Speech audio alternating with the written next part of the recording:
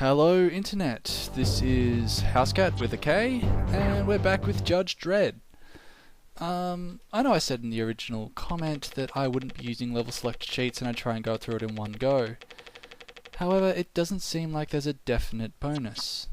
What we're seeing right now is just the password entry screen.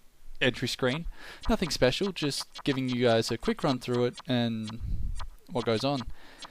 I will cut it out of future videos, and there is honestly no bonus to going through it in a single go except for your score. And realistically, I'm not too fussed about a high score chart. I never have and never will be.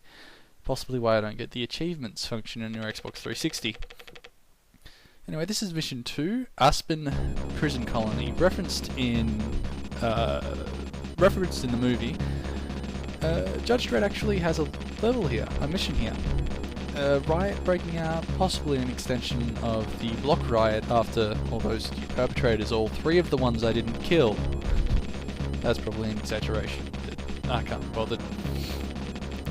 Our mission is to close up the primary escape route, which actually makes sense this time. Yes, in the previous mission I did make a little bit of a joke about destroying ammo dumps to stop a block war. That's because in the Judge Dredd universe there is a bioweapon called Blockmania. It is an engineered virus which causes patriotic fervour and xenophobia. This would cause great loyalty towards one's own city block and, yeah, it would keep block wars going. What we're seeing here is me demonstrating an earlier mistake I made in episode 1. In Judge Dredd you are actually able to move and shoot, however this system is kind of sketchy. Sometimes it will let you walk, shoot and continue walking in the direction you're going. Other times it will stop you as you begin to fire. Probably on ramps, there seems to be a pattern to that. However, this seems to be effectively random. Depends on level, on how the console is feeling, depends on what time you boot it up or whatever. The melee attacks, on the other hand, do require you to stop in place, and you'll see me flailing about in a rather humorous manner in the next level of this mission. Now, this mission makes me think that level 1 was a bit more of a tutorial mission than a proper mission. This mission is 3 parts long, however, and this is a big however, the mission after this is only a single part, and then another mission that's only a single part. I don't know whether they've overdeveloped this mission to pad out the game, and that does seem very likely, or they've just decided to flounder a little and pick up something new. Develop the game and give us an extra reward for choosing the version of the Judge Dredd movie story that doesn't have Rob Schneider. In the prison levels you'll find that a lot of the textures are very similar, and you'll find a new enemy, these knife throwing guys. They'll toss a knife in a roughly parabolic arc with an initial upward thrust. Yeah, that's got a little bit of a hint to it, but there's other secrets like it that don't. These guys can hit you on ladders, but they can't hit you down steps because they're programmed to throw a knife oddly. Some of them will also not walk past consoles, like this, which are actually needed in this mission. The mission objective to lock down the prison requires you to access all of these terminals in every mission, and you will see this mess me over. I've cut that out, so obviously this won't take 3 parts instead of the 2 it already does. Which comes back to the earlier point that this level of the game really feels like padding. Alright, I'm showing you something here, and without voices won't work. That white energy field to the left of the screen there. Normally you cannot turn them off, they'll just flash. Destroying that console in the secret area will open that up and really just... What the hell is that?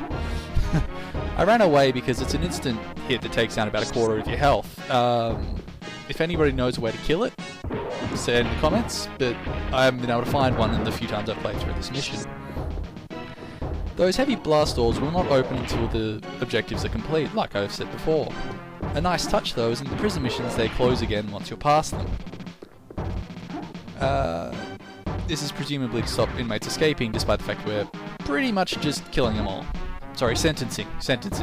Must keep the euphemisms precise. Another block in the AI seems to be that they're not the smartest creatures in the book. Yeah, none of your enemies are able to hit you going downstairs, nor are they able to hit you up ramps or anything else like that. Judge Death, if you kill the host while there are other enemies in the level, he will move on, and he will infect another enemy later on. So you'll see me face three or four of them in this level alone. Sorry, in this video alone. Beyond that, there's not too much to say about the prison levels except for the confusing lack of linearity. The missions directly after this one are all refreshingly straightforward, and the mission before this one, while it was sort of non-linear, that was just because I was wasting grenades and had to keep going back to refill them. In this mission it seems a bit of a stretch. The prison is built very much like a maze, especially in the third area of it. And while you see many cell doors and much of the decor fits, it all looks very samey. It doesn't really give you that much of a difference between separate areas in the same level. These cutoffs are very nice, but again, you have to find them in the first place, and without many landmarks around or defining points in the texture for you to keep your way by, it does sort of hurt the level's flow. You can also see that I'm doing much worse. This is because a lot of cheap shots have been taking place. I'm going to stand by that excuse.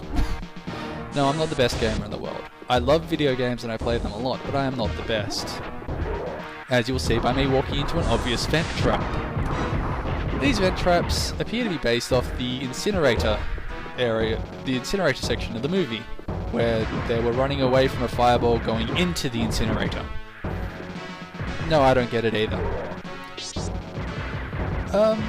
They take down a little bit of health, but it's better to hit them than it is to be hit by an enemy, as you'll see by that knife, which does more damage than a heat trap. Besides which, there's another small heart down here, which is useful, so don't neglect that bottom pathway.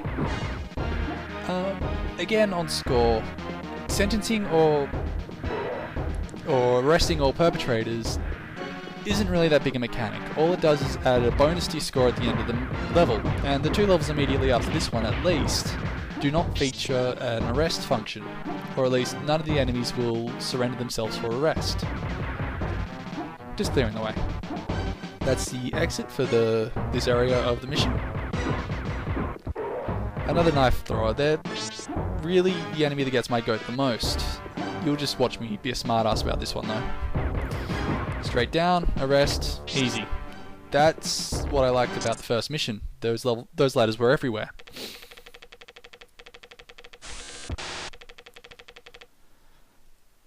You would have heard a small sound at the beginning of that prompt. That was the mission complete sound.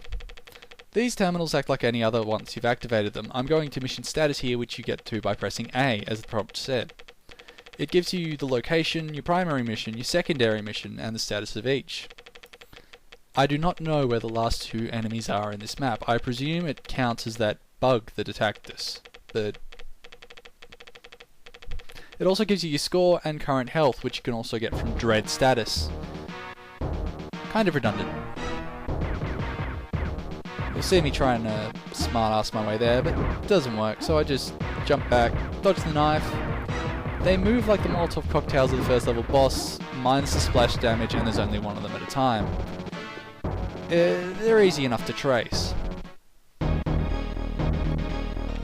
To try and cut down on time, I have cut up these end of area screens a little bit.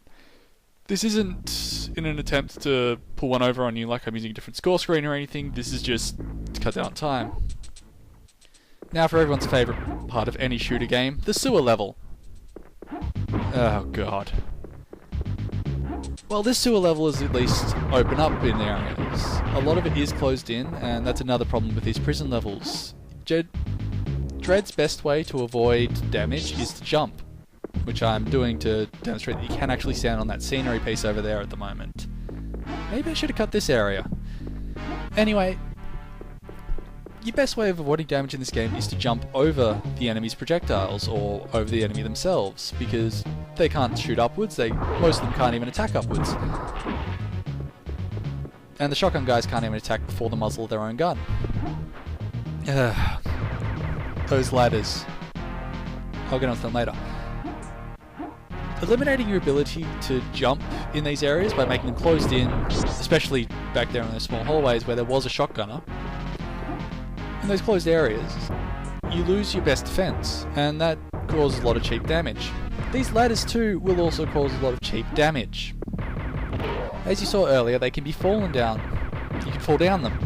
This is because they don't have a floor area at the top of them like the ladders elsewhere in this level and every level up to this one all had.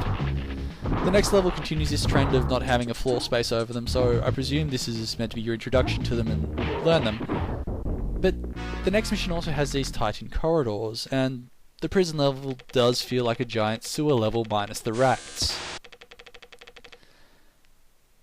Again, this area needs you to lock down security doors, bulkheads in the prison sewers. I guess they want to stop the rats from escaping? Maybe? If somebody works in prison knows the logic behind this? Yeah. Beyond this, there are also little fuck me pieces of damage. My monitor's kinda dark, I know, but it's got a nice rich colour scheme and that's what I like about it. So playing this on an emulator, I'm not actually able to see those oil slicks too well.